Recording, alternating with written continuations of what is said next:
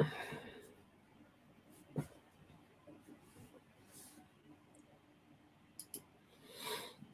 everybody, welcome to another Paranormal Q&A with Jack, Kenna, and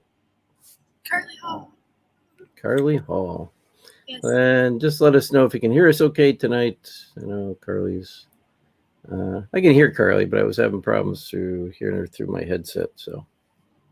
Whichever. So, this is Michelle Millens. She's me, I noticed something. Michelle's almost always the first person on. Bob Burnell is almost always the second person on. There's Jill Decker. Hey, Jill. And how's it going out there tonight? And we're not picking on you. Just always notice the same certain people are always the first ones on. If you guys can hear us okay, let us know. All right. Thanks, Jill. She says we sound great. So that's all I wanted to know, because I know I was having I don't know, something weird was going on. I don't know. Anyway, hey, there's Carl. Carl, I'm glad you're okay. Glad everybody's doing well. And that was kind of weird to find out about what happened to them. Just very strange. I don't know. Yeah. I can try this. Oh, there we go. I can do that. Barry Martz, good to see you. And Joe, yes, we're both doing great. Hope, and I'm glad you are too. And I got a hat on today. Anybody notice? If anybody notices what this is from, it's because I'm a big fan. There's a hint in the background on me there too. Here, I'll do this so you can see the hint better. And I don't know. I just decided to throw the stupid hat on tonight. But I am a big fan of this. It looks good. I like it. Yeah. If anybody knows what this hat, what movie this is about, we'll throw it out there. I'm just curious how many people are sci-fi fans out there. Now, here's Annette Walsh. Greetings from Ireland. Greetings from the U.S. Back to you, Annette. Now it's not from Jaws. Boy, Jill, you're way off on that one. Science fiction. Go science fiction. There's a hint right behind me on this shoulder. I have my family, part of my family on my father. Yes, Jill, correct. Aliens, big Aliens fan. And the original movie Aliens, bigger fan of that one than any of the others. This very interesting to see who was just sci-fi fans. I got a lot of stuff. If you notice, there's a lot of posters up in the background. They're actually on the ceiling part of the wall here. There's a bed behind me. We set up our room here in case we ever have a guest come over. They got a place to sleep, and they got some interesting things to look at and stuff when they're here. That's all that's about.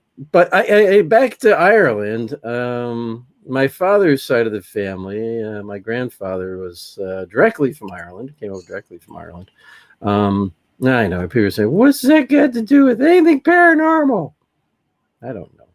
Just saw a nuts thing there. But Ireland actually has a lot of beliefs. Actually, I forget. I think, and maybe Jill knows this for sure. I think it was either Ireland or Scotland that the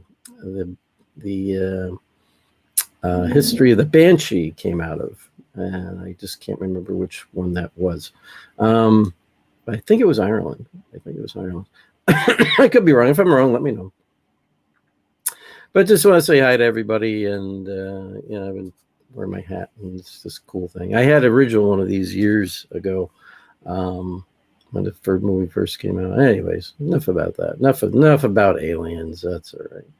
Alien. But yeah, and then on my mother's side is from Poland, and Carly has some interesting. I don't know if we talked about this before. Interesting history related to, well, what people consider to be a huge part of our history here in the United States, and lots of movies and TV shows, and everything based on it.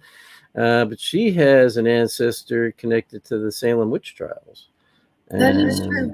Yes. Yeah, she does. She found that out when she did her own historical research on her family. There's Drew Henry. Hello. And Virginia Bova. Good to see you. Oh, Evie Daniels. My good friend Evie is here. I haven't seen you since Colorado. Evie, hey, I did get your phone message with the joke, and I thought it was hilarious. and I have not had the chance to call you back. Just so you know, Evie, apologize for He that. hasn't had a chance to type LOL, but he LOL. No, she left me a phone message, an actual message. Oh, like an actual audio? Oh, yes, okay. yes. Yeah, you can't LOL to an actual like voicemail. Okay, it's hard to do that. I suppose Well, I could you take just 2 did. seconds to type something, but you know. Technically, you just did. Well, see, that's your generation. You're so very used to everything's texting. Everything's texting. That's all you do is text each other.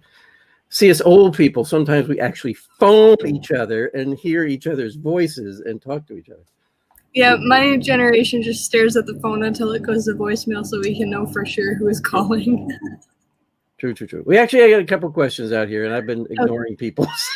So not ignoring. We've just been talking about other shit. But Drew Henry had a question, and if somebody else had one before that, remind me.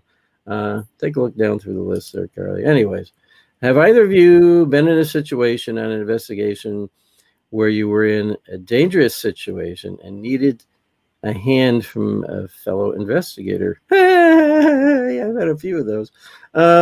And when you say danger, Drew, I could say to look at dangerous situation and look at that a couple different ways.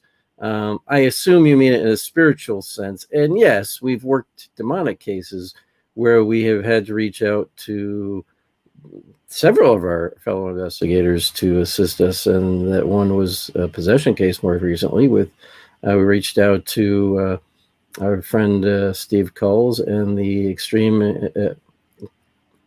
paranormal encounter response team. Just want to make sure I had that right before I said it. Extreme paranormal encounters response team, which Steve Coles, Stacy Horton are founders of, and Steve and that team, which we are part of. Our other team, expert, came to our rescue and the family's rescue and helped us out with that, and everything turned out great. So we have had that. And never be afraid to turn to other teams for assistance when you feel you're in over your head. You know, I mean, there's also another way to look at that and say, you know, we're ever in a dangerous situation during an investigation and a physical, you know, actual physical, potentially physical danger. And we have had those where we've left the location because it was just too dangerous in a more realistic sense to stay there. I had one I turned down because of we were going to go out and help these people who believe they had a haunting, until she started telling me, well, you know, just be careful when you park and stuff, because last night, you know, the people downstairs had a shootout. And I'm like, ah! It was drug dealers downstairs from where they lived, and there's no way we were going there. And I told the woman that. I said, no, I'm not doing that. We're not going. So we canceled that completely, because I'm not going to put my team in that kind of danger. That's ridiculous. You know, I felt sorry for them. I wish I could help them. I don't, in the end, thinking about it, it may not have been paranormal related at all. It could have been related to what was going on downstairs. So, you know, you gotta be careful out there in a lot of different ways, spiritually and physically. So, Jill Decker said, I think Ireland. She's talking about just Ireland, what I was talking about before, about family from Ireland and stuff. Bob Burnell says, hey, Carl. I see that he's talking to Carl out there. Good thing. And Chris Chappell says, is that a Navy hat? No, it's just from the movie Alien. It's a hat that one of the characters was wearing. He wore it the whole show until he got killed about halfway through. So, and the alien bit him in the head and killed him. And Jill Decker says, wow, Carly, I think that was a response to your family being, your ancestor being part of. Yeah, that was really pretty amazing when you find things like that out. Before we get into any other questions and stuff, there was one other question. It's a quick answer to. Have we ever been to the Villisca, which is the axe murder house out there?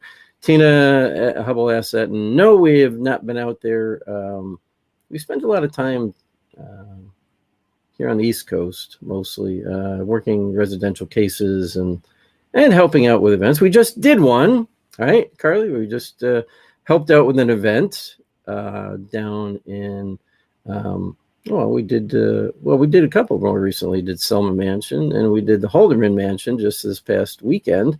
Um, with Jerry and Melissa down there, and great people. Had a great time. Carl was down there. I see Bob Maloney's on. Bob was there as well, and Matt Nagel, I think that's how you pronounce his last name. He was yeah, there. yep, yeah, it was there, and yeah, Matt was there. Matt was actually is one of the people that helps with the investigations down there. He's part of their team down there, and Matt's a really cool guy, and you know, they even had family and stuff there with them and stuff. They're cool people, very cool people. Really enjoyed it. I'd love to go back there again. It's a great place. That's actually kind of our second time we were down there. Great location, great people, a lot of activity always going on. I didn't experience too much myself this time, but I know other people did. We did give some validation to them for something they were curious about. That was going on in the summer kitchen upstairs of the summer kitchen.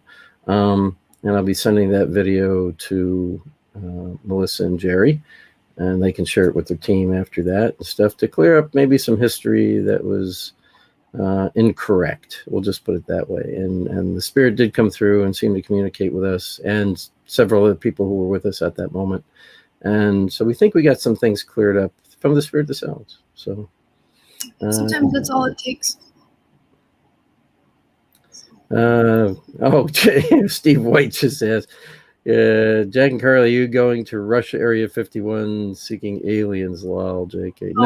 No. I prefer this kind of alien movie. I over the real thing. Although I have seen UFOs, which is just unidentified flying objects. So I would not try to rush Area 51. Number one, being Department of Defense employee, I would lose my job for that, as well as you'd be arrested and everything. No, I don't believe in that. I actually do. I do know somebody who works there. Oh, cool. As a maintenance individual. He gets called in. He actually lives in Yuma, Arizona. He gets called in on demand to go work in certain areas there when there's problems, because they have, he's a maintenance guy. So, they have plumbing issues, they have electrical issues, they have all the same kind of issues that any place else has. But they don't keep those people on the post. They call them in when they need them, and they fly them in he actually has to go down to San Diego, and they fly him in from there and to the base, and he does his work. There's guards with him while he does his work, and then he's escorted back out back to his plane when he's done and leaves. It's as simple as that. So that is kind of an interesting thing. Has to have a certain security clearance, to be there and all that. But yeah, he only gets to see the areas they guide him to, and that's it. So, but he gets paid very good money for that, by the way. So I bet he does. That's I don't know if there's, even with somebody like that, I don't know if there's alien technology there. I do know we develop a lot of interesting things there. I'm not involved with any of those projects. I don't know specifically. I just know being in the work that I do, that there is different things we develop there that are top secret, and you can't know.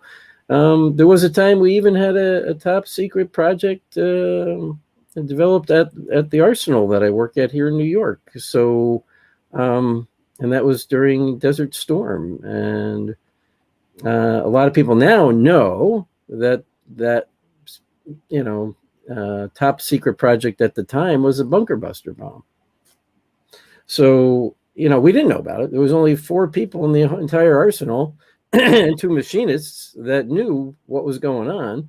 And even the 2 machinists didn't know everything. They only know what they were given to work on. That was it. And it was need to know basis and all that.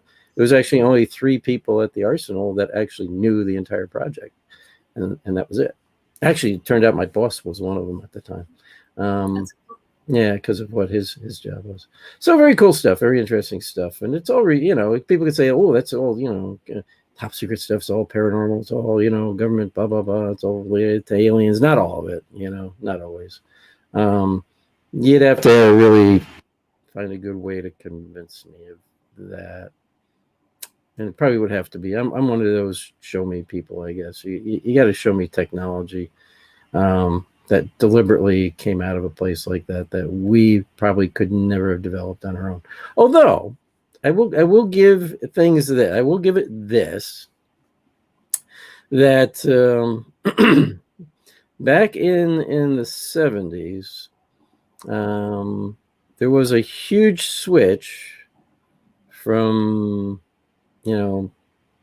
kind of solid state, well, even earlier than that, there was a huge turnover from where we were with even TV technology and different technologies, from tubes and stuff to all of a sudden solid state technology. That happened fairly quickly, which is kind of strange. And then there was a jump from even those components to micro components, solid state components and micro components. So yeah, could there be some other unknown technology we got a hold of that is from another world that we reverse engineered? It's possible. I'll say it's possible because of how quickly it did change. But who knows for sure? It's only very few people know for sure. All right, so here's Drew Henry has a question. And it says, is there such a thing as a credible YouTube investigator channel? There's so much fake stuff out there. It really is frustrating to see, especially the really bad ones. I don't know. There's not specifically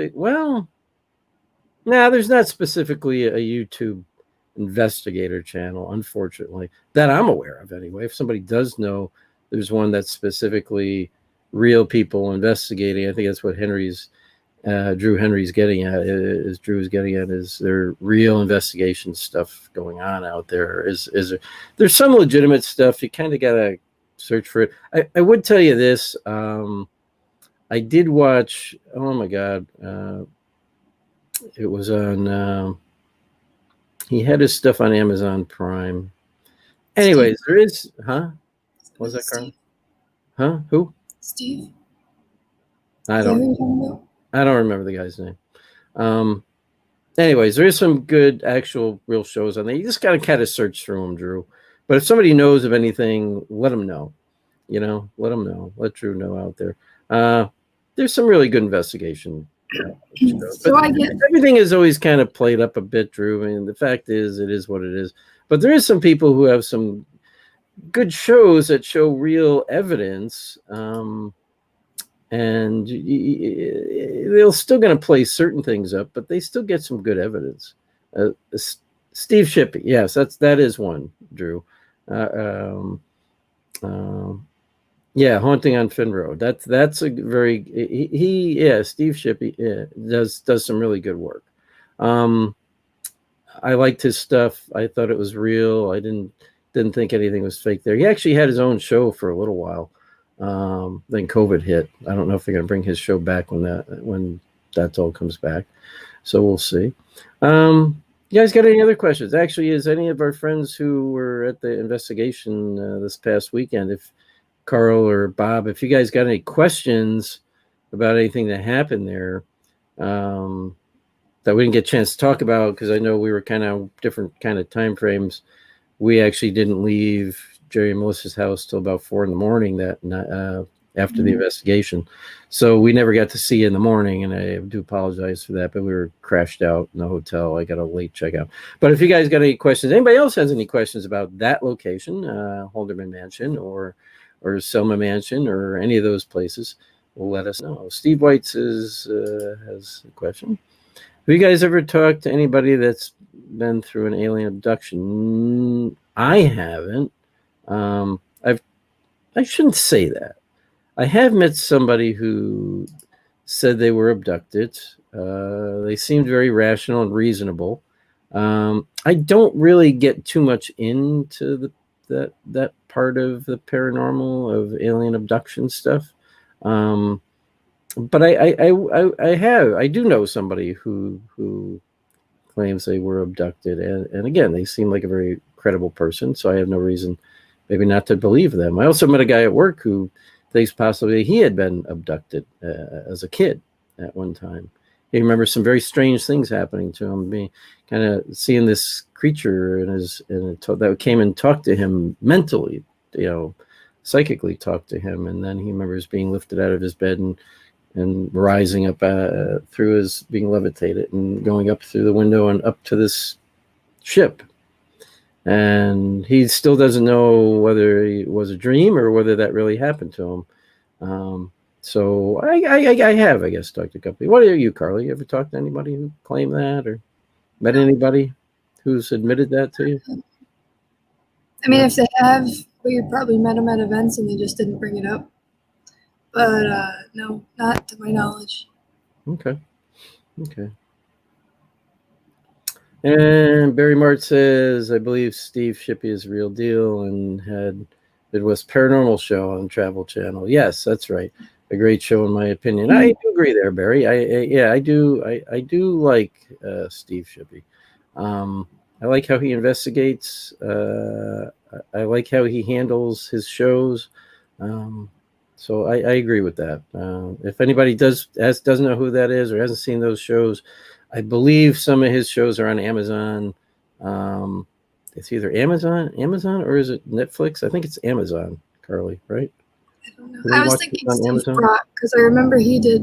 I don't know if he did. Oh, Steve Brott did. Steve Brott and his little crew. They did. Oh my God, what the heck was the name of their movie show thing they did? Steve Brott is a friend of ours, and do get a chance, check it out.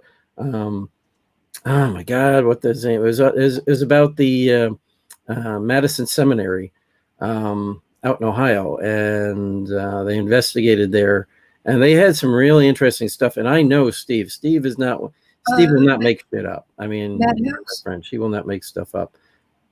Madhouse. Check that out. I believe that's on Netflix. It's either Netflix or Amazon, one or the other. I always forget which.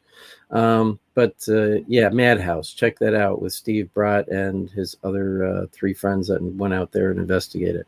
Good guys. I've met them all. We know Steve. He's a friend of ours. Check that out. They did a good job too. They did. They did good. It was good. And Matt does have a question. I'm gonna put this up. What type of activity did you get upstairs at the mansion, either Carly or Jack? I assume you mean Holderman Mansion, because we were also at Selma Mansion. We did not investigate Selma Mansion, but it's a very interesting place. I would love to go there and investigate it. But at Holderman Mansion, go ahead, Carly. Tell them what you guys, because I didn't get a lot of activity there this time. It could be just me. It's typical of me. But you did.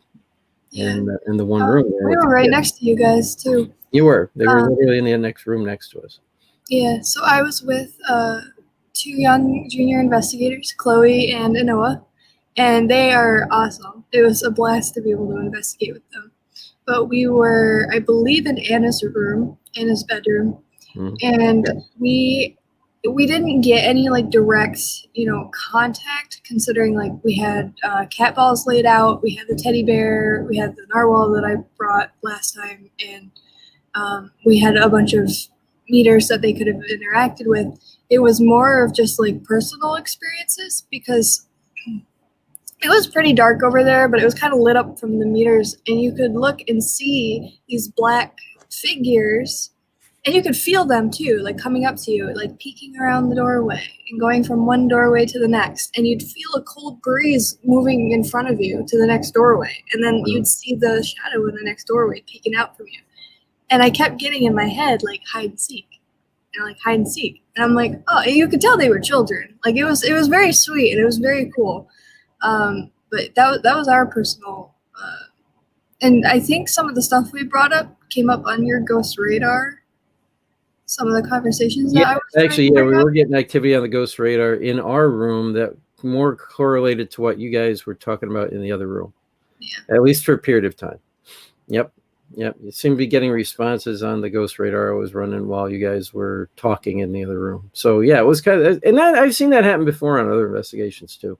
But spirit, they work a little bit differently. So It I was did really have cool. this experience after I let all you guys leave the upstairs and I stayed up there alone for a few minutes. Right after you guys left, I just hung back and started talking to who was ever up there, and I kept hearing what sounded like quick shuffling all around me in every single room, like kids were running around me.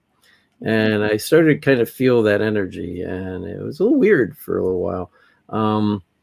But I hear like a shh behind me, and then I'd turn and look that way, and then it'd be over to the side of me, and I'd look again and over there, and then it was behind me again. So it was really weird. It was like almost being for a minute. It was like, wow, it's like being in one of those horror films where it's always moving just behind you.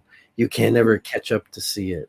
And once you're looking the one direction, it's behind you the other direction. So it does seem like kids playing like kind of hide and seek and trying to avoid you. And oh, can you see me? Can you catch me? So yes, Matt, Anna does love hide and seek. I think that's what they were doing with me when I hung back up there. I was still playing hide and seek when I left. I did feel like there was more than just one up there at the time, though.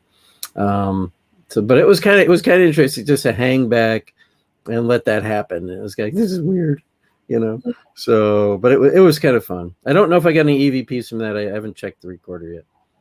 Sometimes when we don't get stuff off of our meters, we have more EVPs. True. Yeah. So, yeah, you just gotta see. We'll see what we get. And Drew says children's spirits are a whole different level of spookiness to it. Not really. Not unless the one turns out to be a demon. Yeah, that's when it gets a little bit. Yeah.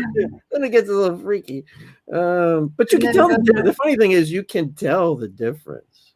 Yeah. You can actually tell the difference. They don't feel like kids. It's weird. It's you have to feel the energy of it. Like kids are very, and I will admit that while we were sitting there, it kind of gave me the heebie-jeebies just a little bit, but that was just because of how forward they are, I would assume, because sometimes spirits, the kids, like, they were like, I want to play. Like, we're going to play. This is awesome. Like, and you want to play. I want to play. We're going to play. And they were like totally interactive on a metaphysical sense. And I think that kind of like, caught me off guard a little bit because I hadn't experienced that for a while, but it was nothing like the other spectrum where it's kind of just like a game of chess, I would say, is the best way. Yeah, they actually don't really seem like a kid. They don't seem like kids at all, but they just look like it. They can make themselves look like it or whatever, but they even when they act like, oh, poor me, it seems more adult oriented, more too logical, So I'm just going to throw this up because Hitman on YouTube says, hey, you too. And hey, back to the Hitman. Glad to have you here. Good to have you back. And again, you got any questions? Let us know. And Drew says, no way, Jose. Let's see. What else did we get? Matt Nagel says, thank you again for taking Chloe under your wing. She has not stopped talking about you too. She's awesome. And she's an awesome kid. She's an awesome kid. Yeah, and normally, I will be honest. I would say, young kids, I really don't think you should take them investigating too much. But in this particular case, and because of who Matt is and the way I watched him interact with his daughter and stuff, and in this particular location, it is a safe location. There's nothing bad there, especially when the kids are just talking to Anna and stuff, the child that's there. It is a pretty safe location, and there's a lot of adults around, and she's never really alone, and they don't have any problems. So just, it's good, and she has a real interest in it. So, it's okay to keep that interest. Just be careful. I would say, Matt, she doesn't try doing anything at home on her own. Just keep an eye on that and keep an eye on what she she does when she's investigating. She's going to get an age where she's going to try to experiment. So I don't think she's at that age quite yet, but just keep an eye on that and be careful with it, because sometimes things can happen that you didn't expect, because we get too comfortable with things. But it was good to see those kids there and investigating and learning some stuff, and actually even some questions they asked and the way they asked them, very intelligent questions. Well, they can feel it on a whole different level too, because they're very intuitive at that age. They do, but when you start going to other locations and stuff, some other spirits, that are really not kids, can fool young kids into believing there's something else. So just remember that, be careful with it. But I think you're doing a great job so far. And Haldeman's a great place because they're the team that is working on that location. They're a part of. So I think that's a whole nother connection. It's more of like a family connection at that point, because the spirits really respect that team, and they understand that team is there for them. So I think that's a great place for those kids. And that's what I'm saying. That's why that's a very unique location, and it's really good what they're doing. And Emily Mason says, "Happy birthday Sunday, Carly." Yes, Sunday will be Carly's birthday.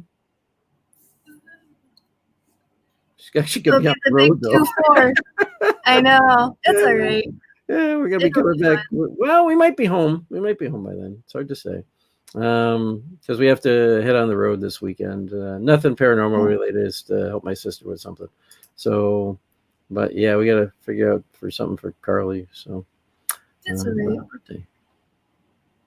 Hey, Gwendolyn, we haven't seen you at a dog's age. How you been there, kid? And yes, okay, yes, we talked to actually Candace a week or so ago. But yes, good to see you. Glad you guys are, I heard, doing well. Things are getting sorted out, and we'd love to talk to you guys again. Call sometime. We miss you. We miss both of you. Okay. Oh, okay, Drew. You take it easy. He's got to go pick up his wife. You have a good night. We'll catch you again next week. Yeah. Oh, and Jason says, cat balls work, do they? Yes, they actually do, Jason. I think it's because they're very easy, lightweight, and easy for spirit to manipulate. They've worked in some locations. They don't work always every single look. It's like any piece of anything you try to use. But I have watched one of these. It was actually at Oliver House. One of these cat ball things that somebody brought. I'd never seen one used before. They put it on this little foam mat that was on the floor. Asked the spirit, again, it's supposed to be a child, a kid, to interact with it, and that thing started lighting up. Yeah. On a foam mat. Everybody's just sitting around in the room. Nobody's even moving. It's sitting on a foam mat.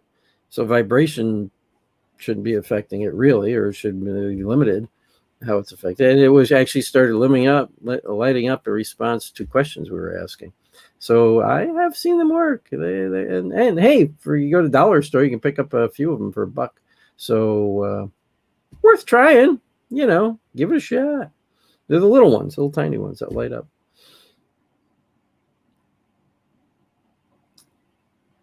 I'm looking for questions. Sorry here.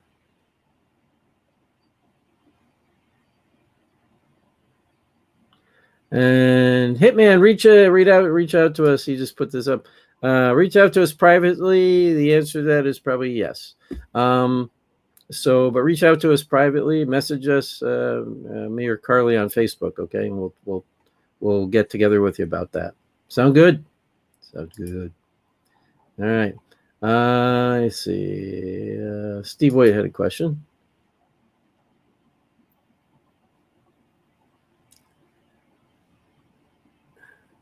Has a client ever talked seeing a spirit of deceased pet while doing a residential? We've actually run into. Matter of fact, Alderman Mansion, people see a cat. Yeah, I picked up on or that they too. get rubbed by what feels like a cat. They really get rubbed by what feels like a cat. Yes, that happened before. I've actually been in my own house, had my deceased cat jump on my bed.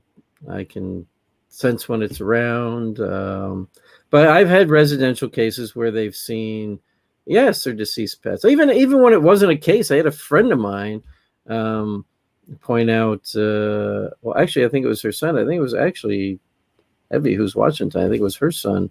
Saw what he thought was their deceased cat walk into his room, into or out of his room. I forget which it was, because they didn't have a cat anymore, and the cat had died, and he saw the cat. So, yes, the answer to that is yes. I think it happens a lot. I think our pets do hang out around us. I've seen some video, supposedly them caught on camera, and I kind of, those particular videos I've seen, they look realistic. So, but I've had it myself. Carly, what about you? Yeah, I've had it myself. Yeah, absolutely. Well, what did you experience? What happened? I almost tripped over your cat in the living room, and I thought it was Chino, and then I look and there's no cat anywhere to be found. And Chino's upstairs, and so he's in the other room, so that was really interesting. But I also have had, from my own experiences, like feeling like a dog jumping up on my bed at night, back at my other place. Just mainly when I'm like emotionally like not okay, just to let me know, they're there. Yeah. But yeah, that's it. The cat thing was really fun though. Yeah, well, we've had a lot of cats in this house over the years, but I do think that one is still my buddy Jake that still hangs out. That cat lived 21 years before he finally passed away. Yeah, he was It's a always big around. cat. Yeah, if it was, well, he was a pretty good sized cat. The other biggest cat we had was Taffy, was my father's one cat, and that cat was huge. That cat was a big cat. Yeah. Bob says, great night of mansion. Had a lot of activity in the summer kitchen upstairs. Matt asked to have a flashlight turn on. Yeah, there you go. See, we weren't over there for that. Also, Jerry did get a stick figure on the SLS camera. That's very cool. They get that there a lot. They do get a lot on the SLS camera. And in the ballroom, I did see a light get blocked out. That's right. Oh, and does he mention that? Because I'm getting ahead of myself. Yeah, took the picture outside before the investigation started. We got a figure in the window upstairs, which I went up. He showed me that photo, and I did go upstairs to try to debunk that for them. And I saw that figure in the photo too, and it's something. I'll tell you that. I don't go for those a lot, but it was odd. It was see-through, and it was not in the picture just before it. So, and I did go up there, and it was possible to have been a person. It wasn't so tall that it was ridiculous. It was a little bit taller than me, probably like 6 foot or 6'2" in height. Once they put me up there, because I'm like 5'10". So yeah, that was a really interesting piece. And you need to send that photo, Bob, to Jerry and Melissa. Yeah. Send a copy of that over to them so they have it, and they'll probably make a printout and keep it around. I think that would be pretty cool. All right. The sensitivity pad made by Spy Gear, cheap and effective. Yeah, there's a lot of different equipment out there that you can use, and I pretty much say anything can work.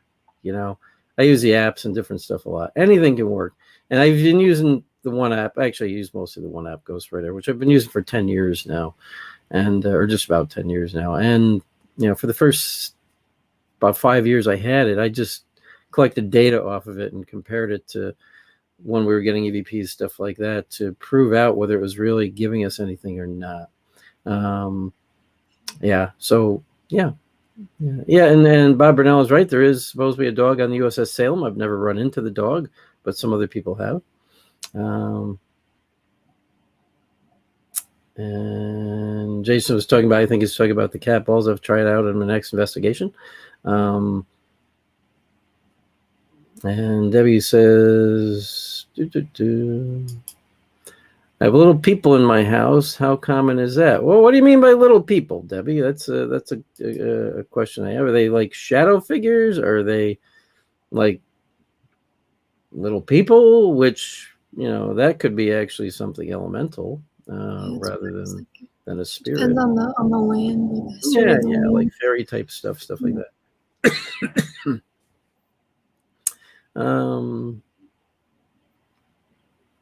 just looking down the line here for some questions. And Steve White just says this. Just throw that up there. And you're very welcome.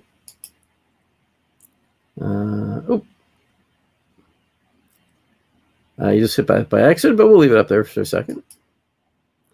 Very cool, Jason. Doug Parks barking spooked the cat, he says. The ghost cat. It would make sense, though.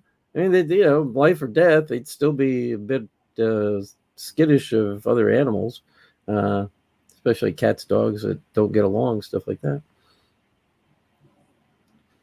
And Matt is asking, what is the best app on iPhones for getting the children to come through? You got to experiment with those things, Matt. I mean, mostly I use the Ghost Radar, which is also available on the iPhone. I don't know if there's a specific one that would work well more for children than adult spirits. You just got to experiment with it. Other people use other apps. Just always remember to use them correctly. Make sure your phone is in airplane mode. Give it a few minutes, like 5 to 10 minutes, to just run through its startup program, and then it should go quiet, and it should always stay quiet. It runs through its algorithm when you first start these things up, and then it should go quiet. And if realistically, you should always stay quiet. There should be nothing that comes through on it. Some of them you can't trust. They're just for fun. Others actually do really work. So you just got to be careful with the ones you use and stuff like that. I know a few people that use different ones. I've experimented with some of the ones they've used. Some are good. Some I just don't care for. There is one that's just really a yes and no, and it has a yes and no button on it. And you don't get a lot of activity on it, but sometimes when you do, you can you get those consistent answers. But for the most part, it really stays quiet, which is interesting. So when you do start get stuff coming through on it, you can kind of almost guess that or kind of figure you're getting answers. But it's not just a device. Remember that. It's not just a device. The device just helps you. It's a combination of evidence that you collect. Like if you're getting yes or no answers for any of these devices, or you're getting words come through, compare it to, did you get EVPs at the time? Did somebody have a personal experience at the time? Collect all this information and put it together and see if it adds up. Do the words that came through the device, if it's like the Ghost Radar, they make sense to the location and the supposed people that lived there. You gotta do the homework. It's not just, but it does help you. These devices can help you to ask better questions while you're investigating. They can give you hints at things, so they can help you ask better questions and follow a train of thought. Okay, so remember that.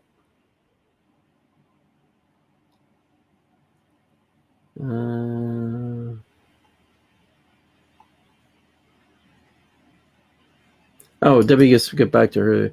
They're 6 inches high and look like stick to. She meant Stickman. She meant what? Stickman. Yeah. Oh, I mean, it could be something elemental. I've never seen it. I've never been there, so it's more than just seeing these things. I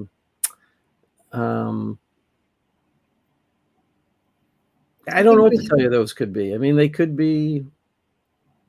We'd have to look more into it. Yeah, I'd have to look more into it. Give you a direct answer. Yeah, I can't really make a determination just based on that. It could be spirit, could be something more elemental. I don't know. I just don't have the answer to that for you right now. I've never heard of that before. I will say that much.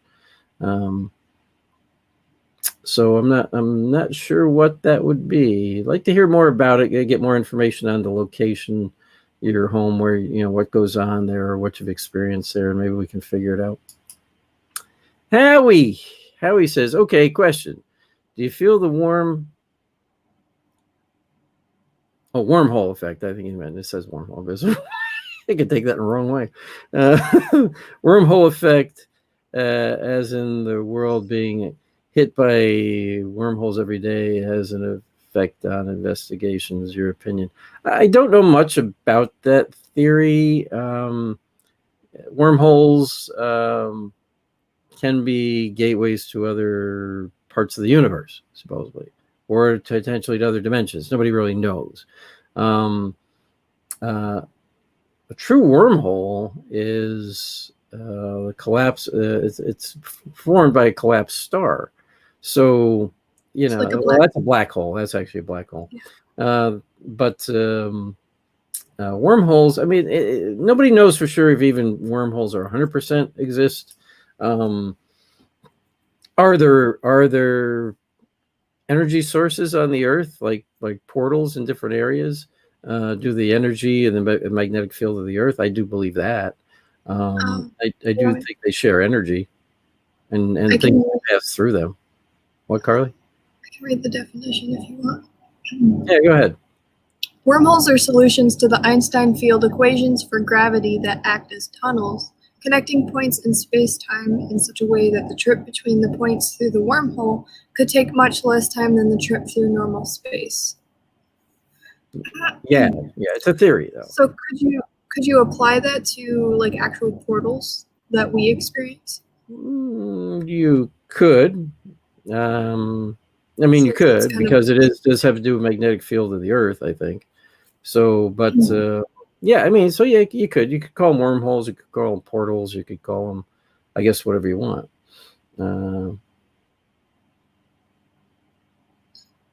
I haven't heard of that before, the wormhole effect. So I've heard of it before. I don't know much about it. But Howie is sharing some good information out here. Bob scientists say they have detected we have been bombarded by pin-like wormholes daily. Very interesting insight.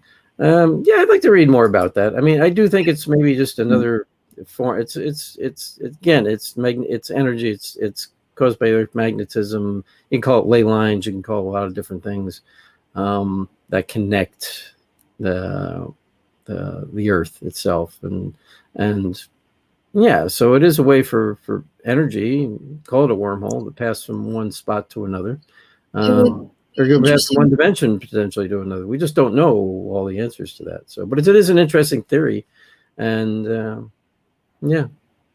It goes to show, like, with when we detect portals and stuff, like the way our tools interact with the area that contains a portal. It makes sense, with the way that it makes it move, or the direction that it swings coincides with that type of theory. So that is interesting. I've never actually put that together. Yep. Yeah, I mean, yeah, you got get our brain going. yeah, I like questions that get me thinking. Of course, when it's almost 9 o'clock at night, my mind doesn't think too well. But I'm glad you brought all that up, Howie. I mean, that's some really interesting stuff, and it's great topics for discussion, and it did open some discussion up in here, and that's good, because this is what this is about: sharing ideas, thoughts, information, theories, to expand our own horizons and our own minds, right? So I'm glad when people start talking like this, and you start talking amongst each other in here about that. It's good, and it's great, and that's why we do this show, because this is what this is about for us, right? We love sharing information with everybody and sharing ideas and concepts. So getting us all thinking out there. Let me see. Debbie Smith. I've heard they are lost souls of Indian nature, but not sure. Our house is over 250 years old and lots of activity. They have been elementals in our, so they've had elementals in their yard. They still could be. I mean, what you're talking about could still be elemental type spirits. I would like to know, do you physically see them with your own eyes as stick figures? Are you looking, is they showing up on some device you're using? Maybe that they're showing up that way, like an SLS camera, something like that. Or you physically see these little things as stick figures, little dark stick figures. So it's just, yeah, it's just, I'd like to know a little bit more. I find that what you're experiencing very interesting. And Jason says, had some really good results with that app. He said it's a ghost hunting download from the Google Play Store. Ghost hunting app. Yeah. Well, there is one that was put out by Ghost Hunters, which has a lot of different stuff on there. I actually have that app still, and it is a very good app. It does a lot of different things. So there's an app that I like.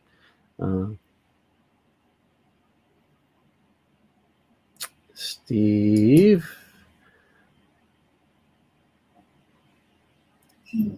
Oh,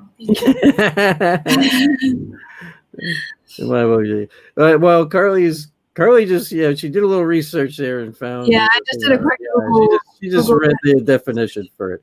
But this is what we do, right? If we don't know something, we look it up and see what we can find out about it. That's what we do.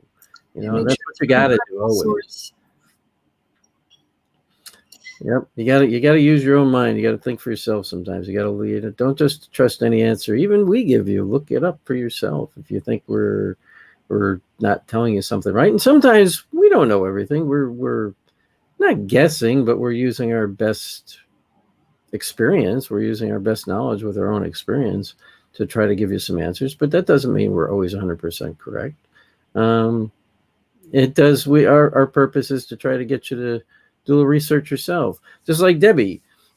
Do a little research on that, Debbie. Maybe see what you can find in native folklore that regards to these little stick figure type people that you're seeing. Maybe there is something in Native American history or folklore that talks about these things, and might get an answer as to what they are.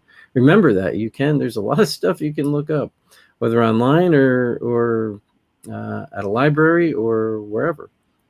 And even look in your lineage as well. Yeah, it could have to do with something in your own heritage. Yeah. I mean, but research. It's all about research and finding the answers.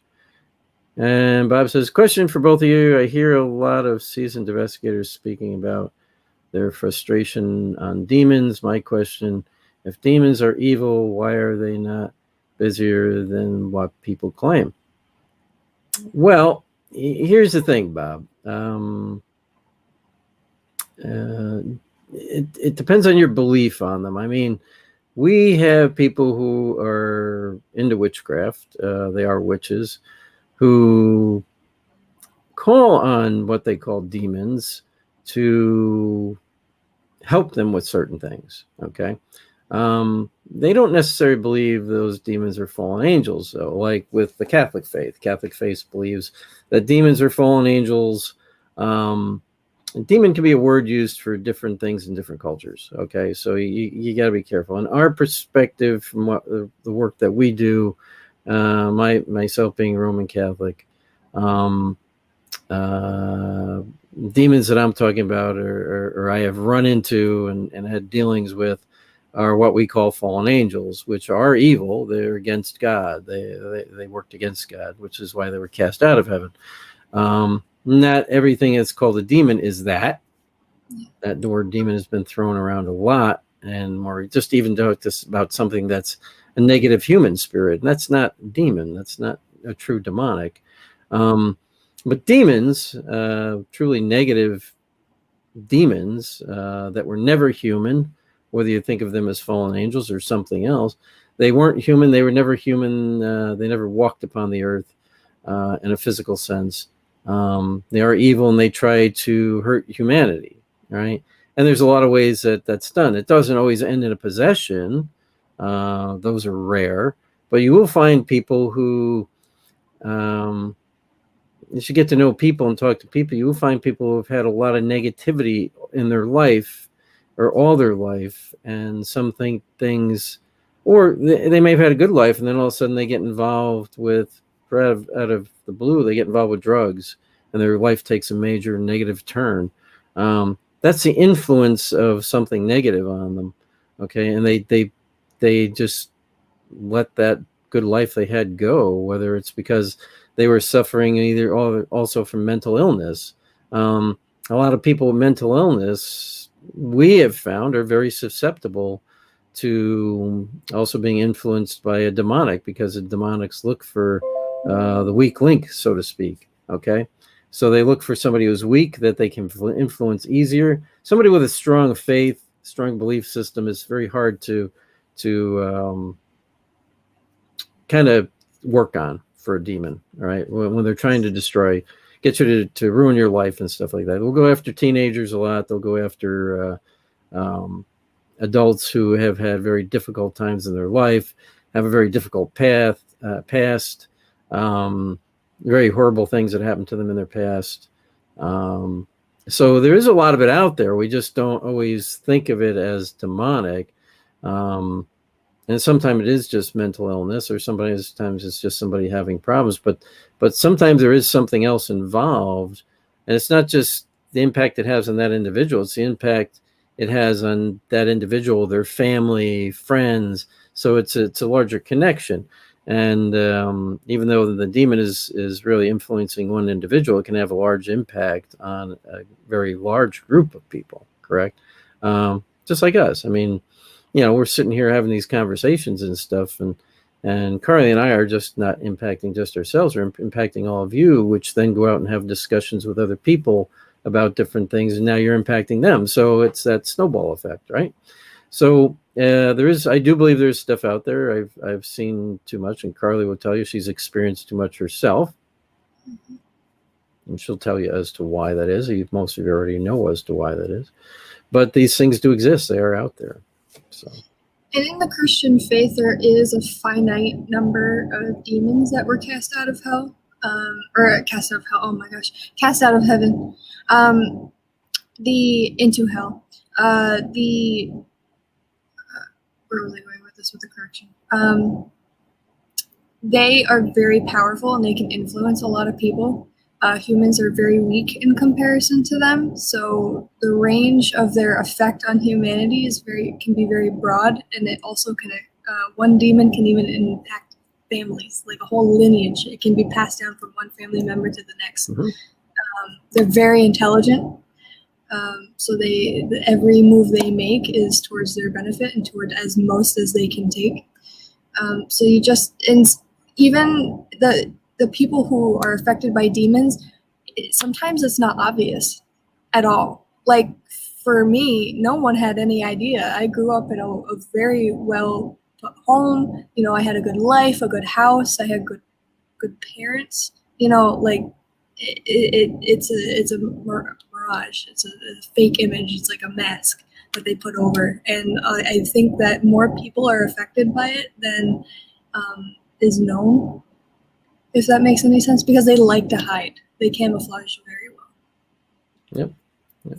So. And just to make you guys laugh a little bit after that, here's a couple jokes our friends out there put out. Have you put out this one joke for you guys? Why are ghosts terrible liars? You can see right through them. I like that. And Matt, good night. I think Matt's probably already off, but Matt said good night. But he did leave us this joke before he left. What type of pants do ghosts wear? A paranormal pants. There you go. And then he says, yes, she is Cherokee heritage. Oh, this makes more sense now, Debbie. As is her husband. Well, that makes a lot more sense. I mean, I would really look into your Cherokee heritage and see maybe what those particular figures are about. And there are stick figure elementals out there, but I don't remember how they are named. Yeah, there you go. So you may have just answered your own question, Debbie.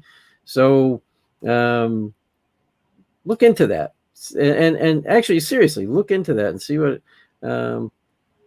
ghost hunting tools. I do know that app, Jason, and actually can have some good stuff on it. I think I was saying that before, but look into your heritage and into the folklore of your people and see what you find. I have a feeling you may find that out. Barry actually did post even a link, which is a good place to start. Thank you, Barry, for posting that. I'll leave that up there for a little bit. But it's in the chat room, so make sure you can probably just click on the link from the chat room. And Steve White says, Jack, is it true some Catholic priests before being granted priesthood have to take classes on demonology in today's times? I'm not sure if they have to do that beforehand. I know, Steve, that certain priests are picked by their bishops to follow the path of exorcism, and they have to study demonology, and they have to study exorcism under an existing exorcist.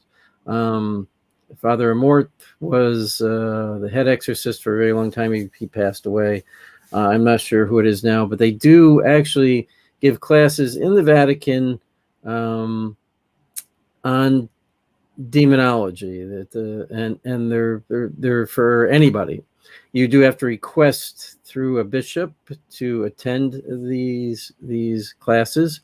It has to be approved, but laymen such as ourselves can attend them. A lot of, interestingly enough, a lot of the type of people that have been attending these things are psychiatrists and psychologists, because they can't explain why the medications aren't working for some of their patients. And that's an indication of potentially a demonic presence, either around or within that individual. Doesn't mean they're necessarily possessed, but that individual could be under oppression or infestation. So it is something that's actually going on. I do think it probably is, maybe for somebody who's studying the priesthood, that is an optional route to take to study demonology before they become a priest. But I don't know for sure, so I can't give you a 100% answer to that, Steve. Sorry about that. You probably can, again, that's something you probably look up online. And Evie says boo jeans. They wear boo jeans. Just go back to something funny for a second. Yeah. I think it also depends on what they think their calling is, because that whole area is a calling. Like, you don't just wake up one day and be like, I want to be a priest. It's a calling that you are called to do. Right. So that all depends on what God wants you to do. All right. I mean, just like for me, getting into these types of cases is really a calling for me. It's what I feel I'm supposed to be doing. I do want to help people who are experience this type of stuff, and and I do my best. They don't come all the time. These cases come to you. You don't go to them. They tend to fall in your lap. Mm-hmm. And Bob says, thanks for both of you having a hard time understanding good and evil. Well, Bob, if you'd like to, we can have a longer discussion offline about that anytime you'd like.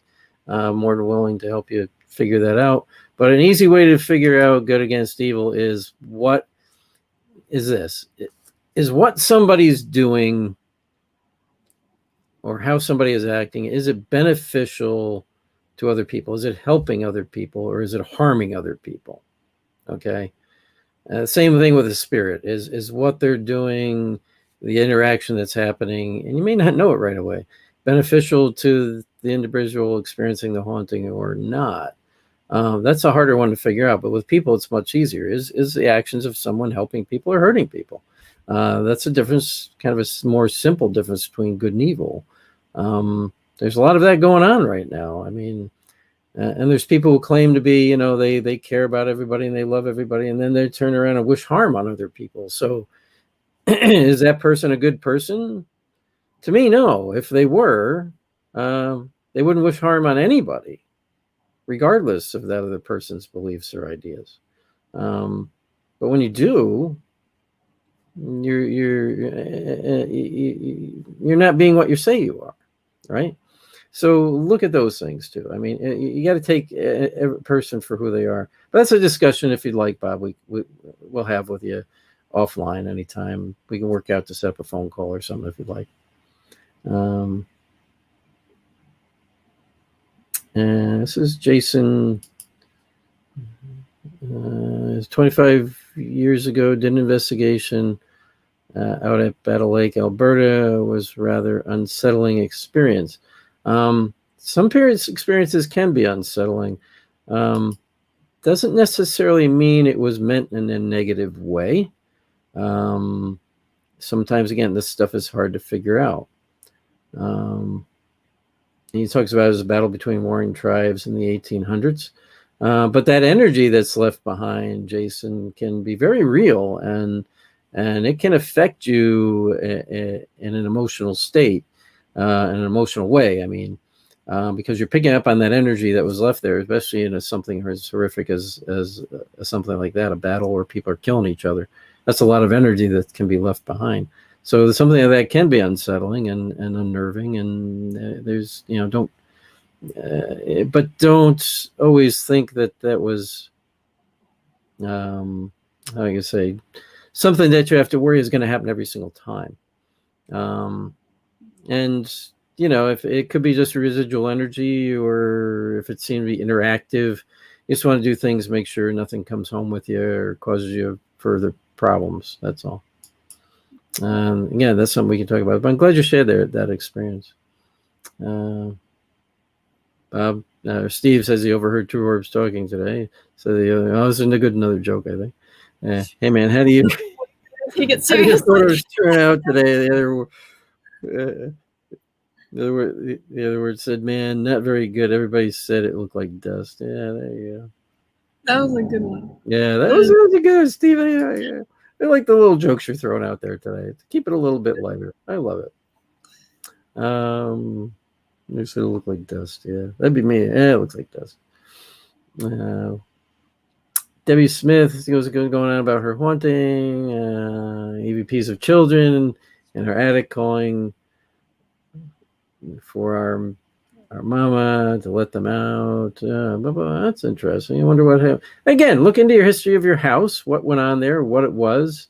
I did some filming for Our House Media once in a house up in Canada that had been an orphanage from kids sent over from Europe to this place, and in the end, actually, these kids were being abused. And used as slave labor and stuff, and locked in their rooms and stuff until they needed to use them. They weren't treated very well. So, and you could feel that kind of activity or kind of anxiety in that room. In these rooms, it was kind of depressed and very anxious and nervous kind of energy in that whole building. So yeah, I could see where, again, look into the history of your house and see what was going on there. Maybe it was used as something else at one time. As old as your house is, 250 years old.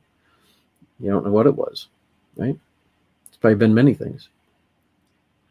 All right, so we got all this. We've had a lot of good questions tonight, and I appreciate that. We are not 11 minutes after the hour. Again, we always appreciate everybody coming out and talking tonight. And again, you can check. You can find my books online if you're looking for any of them. On Amazon.com, and there you go. Or BarnesandNoble.com. Just look up, put in my name, Jack Kenna. You can find all my books out there. And Carly, we got anything coming up? We do have something coming up. We're actually going to be doing, well, it's going to be virtual. We're going to be doing an event with Chris Houston. And this October, I think it's the weekend of the 24th or something like that. I got to look at the dates again, but we will be doing that, and we're just going to be on a virtual. We're not going to be actually at the event in person, but we'll be doing a virtual talk lecture for that. So looking forward to that. Yeah, I'm looking forward to that. If you guys have any questions about anything, reach out to us anytime. You can reach us on our Facebook pages. Just message us. We'll be back here again every Tuesday night from 8 to 9 p.m. Eastern Standard Time. Always fun to have you guys out. Steve says he's part Blackfoot. Oh, very interesting. I didn't know that about Steve. All right, just caught my eye there. So thanks again, everybody. Once again, always good time. Always enjoy talking with you. And Evie, if you're available, let me know. I might give you a phone call after the show here because I owe you one. I haven't called you to talk to you yet. So if you're gonna be available after the show, just give me a thumbs up here right now, and I'll give you a ring. Okay. Thanks again, everybody. You all have a great night. We love you all. God bless you all. And Bob Maloney, me, you, and Carl and Carly have to get together for a cup of coffee this week. Okay. Yeah. Yeah, it's gonna have to be before Friday because we have to take my sister up to Maine. So want to get together with you guys for over a cup of coffee this week, if that's possible. And again, Evie, just give me a thumbs up Heck with it. I'm just going to call you. If you answer, you answer. The heck with you. So everybody else have a good night. And again, if anybody does need to talk to us in person, let us know. We will set up a phone call with you. And yeah, she gave me the thumbs up. I see it. And we'll answer any questions you guys got about anything, if that's what you need. All right. Good night, everybody. We love you all. See you next Tuesday. See you next Tuesday. Remember, I'll be 1 year older. Alien, my favorite movie. Alien. All right. Good night, everybody. Bye.